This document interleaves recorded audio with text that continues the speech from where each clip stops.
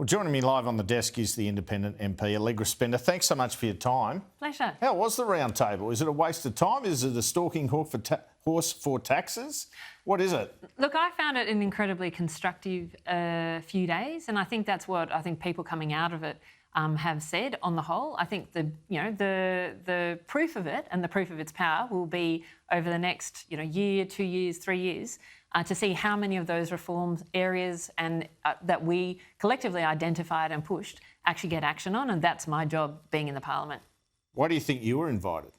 Look, I think last term I spent most of the term advocating for dealing with the long-term issues facing this country, and I put tax reform on the table when no one would touch it, and I think we do. I'll be honest, how are we going to grow our economy? How are we going to make sure that every generation can continue to do better than the past? We have to put the hard economic issues on the front foot. That's why I published a green paper on tax reform. That's why I wrote an addition to the Economics Committee into additional comments on the Economics Committee into dynamism, and outlined a whole bunch of priorities, including a need to focus on deregulation. So I think it was that focus and the work that I've been doing that got me in the room. Yes, but they didn't put it on the table. They didn't go to the election saying we need a round table to talk up productivity and tax reform, the government. Isn't that a bit dishonest? Look, I think that's I think it's a question you can ask the Treasurer, to be honest. I think having a conversation. What do you think of that? I think to have a conversation about productivity is really important. I mean, frankly, I wish we'd been talking about productivity last term. I wish we'd been talking about tax reform last term, but we weren't. And I think we should say these are important issues, and I'm really glad that they're on the table as well. They're super important. Well, you were the only one there who really was talking about raising the GST and cutting income tax and other taxes as a result. The government has already ruled that out. Why do you want to do that? How would it work in your view if we looked at doing that? I haven't actually advocated specifically to say we have to do this, but I have always said GST should be on the table. And because when you look at Australia's tax mix, we are very reliant on personal income tax and company tax, so those direct taxes, compared to most other economies. And we know that there are challenges of that, because what you want people to go to work and have every incentive to work harder, to go for the promotion. You want our businesses to have every incentive to invest and make another dollar. And the truth is, if we continue to rely as much on those direct taxes on work and on business, then it restricts our ability as a country to do what we want to incentivise what we want to do. So the GST is an important aspect, I think, that we do need to consider, because it's a big tax. If you do reform it and cut income taxes, you can also do some really positive things as well. And cut company tax, from what you're saying. Well, you could potentially do that. It's about those different packages. Would you think about taking it to 15, or would you think about broadening it, or both?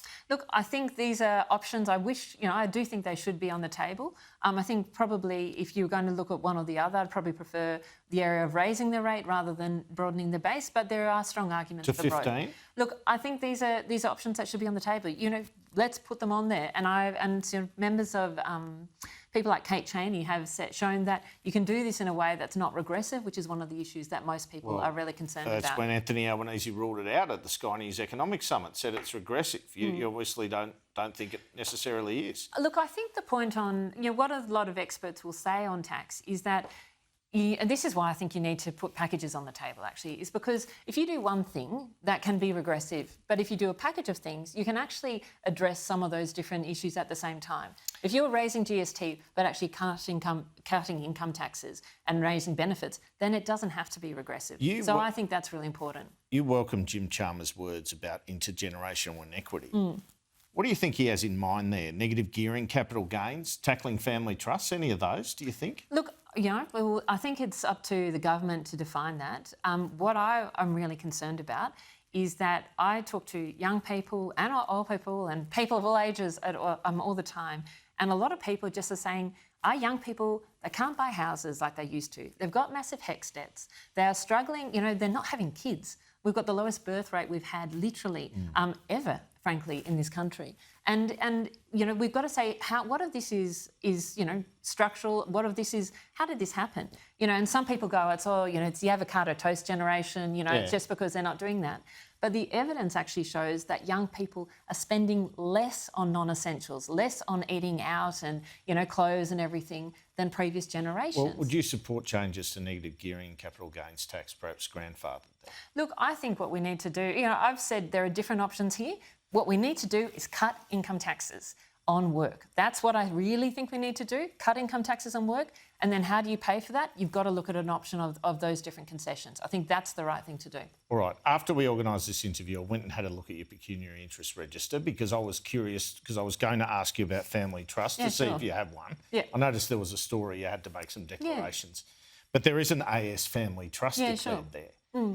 Did you put money into that trust to minimise your tax? No, I didn't put it into... No, I didn't actually put it into... What was the purpose of setting up that family trust? Where have your children been the beneficiaries of it, for example? No, none of my kids have been the beneficiaries of it. So if you really want to understand it... Yeah. So my family has a family business and I'm really proud of because my mum came from Italy. Sure. She had no money. She had no backing. She left school at 14. She started a family business. I worked in that business since the age I was 10. I ran that business for 10 years. Yeah, I've heard you did an excellent job. But anyway, go on, yeah. When my mum passed away, we had to work out how to make sure that we can keep on carrying this family business to the next generation.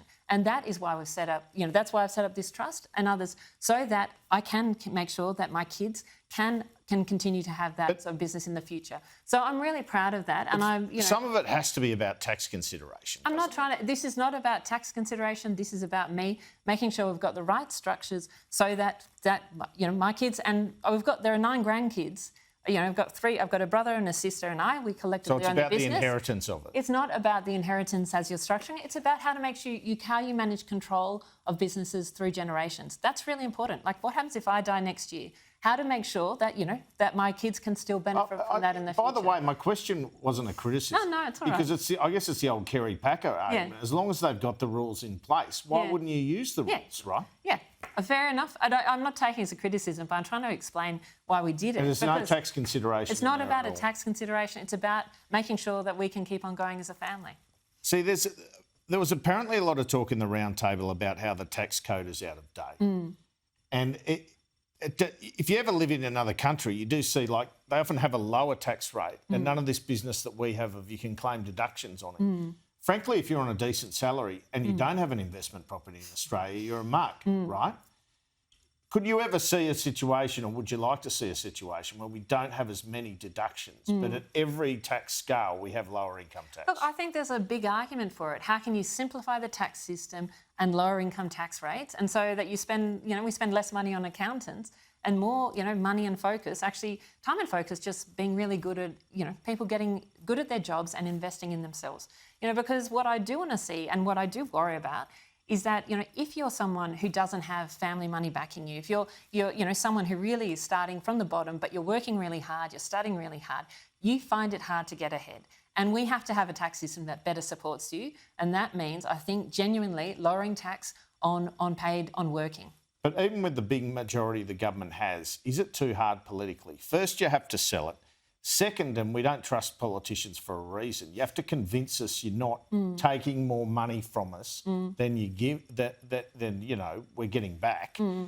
And also, you've got to get through the Senate. I mean, there's all those blockages, aren't there? Yeah, look, there are. But, what I said in the roundtable last week, and I'll say publicly, is, look, Ted O'Brien was in the room and he has been on the record saying he would consider, the coalition would consider a tax mix change as long as there wasn't an increase in tax. And I think that's the opportunity, right? I think you can say, could you get the parliament to back a tax mix change that helped younger people get ahead the way that their parents did, that helped businesses invest without overall raising the mix of tax? If you go, you'll have to initially give people a net positive to get that. You might have, yeah. Well, historically that's we've done what's happened, but it's challenging. We've got quite a lot of budget deficits, for a long time coming. But even if you could make it budget neutral, I think that's the opportunity, and I think that's what I'll be urging both the government and the opposition, and frankly the parliament, to get behind. But what did you think of Jim Chalmers, and Ted O'Brien related this on Sunday Agenda, not acknowledging that in the roundtable, the government's spending too much. Just not being prepared to make any admission in relation to that. Look, I think that, I've been clear and I'm on the record to say that I think government spending has grown too fast. In the previous government and in the previous term, sorry. And I think that is a really important, pressure I think needs to be put on the government. What I think was really important last week was the NDIS announcement, because of all the areas of government spending that's been most run away, NDIS probably Do you think that's just out of control? Sorry? Do you think the NDIS is out of control? Look, I think that, the NDIS makes a huge difference to many, many families. And again, I have people in my office talking about the fundamental difference it's made to their lives.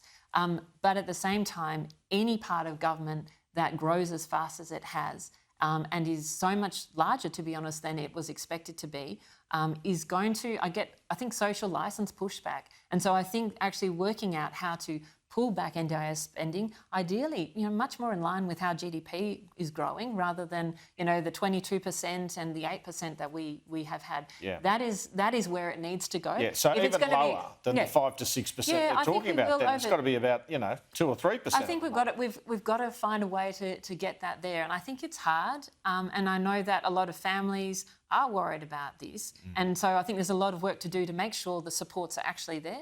But let's be honest, we do need to find a way to make it more sustainable. I think it is really critical. There were a lot of people at that roundtable who are apparatchiks or ex-apparatchiks, lobbyists. You've actually run a business and a successful one. Thank you. Do you think there were the right mix of people there? Do we need more people from a business background advising a Labor government? Because, this whole move of the economy towards more of a government economy, it doesn't seem the best way forward for our economy. Look, there were a number of people there who have run businesses or represent business interests, but, my view, honestly, is that we need more people who have run businesses in Parliament and across the place, because it is through local, it's actually through real experience that you go, is this going to work or not? I mean, I remember in running one of my businesses, the auditor said, you need to be across all government legislation, that you're subject to. And I said, well, can you give me a list? They gave me a list of a page and a half of legislation, probably a pile this high of regulation. I was like, well, what am I meant to do with this? So I think it is about making sure that regulation and government listens to business as part of this. But I think that the Treasurer, by bringing the business community in pretty big force, there was a lot of business around the room, was, I think, trying to get business in the room, and I think that was really important. This split in the coalition over net zero, I feel like this has the capacity to be the coalition's DLP moment. But there's a problem with uniting Australians over this, isn't there? Because there'd be plenty of people in your electorate who don't even believe in climate change. There are others who think, well, what is the point of us paying through the nose for our power when China and India do nothing about emissions and it makes no difference to the climate anyway? What do you say to that? Look, I think most of my community is really concerned about climate change and is concerned about the environment. But is also pretty hard-headed and wants to make sure that our economy thrives as well. And I think we have to be serious about this to say that, we need to pursue both of those objectives. And I think really, that should be our goal. Like, Ted O'Brien was talking about wanting lower power bills. I want lower power bills for my community and for our businesses. We have to find ways to deliver that. But I believe that we have to do that in a way that, reduces emissions in a way that is aligned with the science and uses that to pressure other economies as well to make those reductions. So I think that climate's really important. I think the split from, the coalition has to make up their mind about this because the science is clear.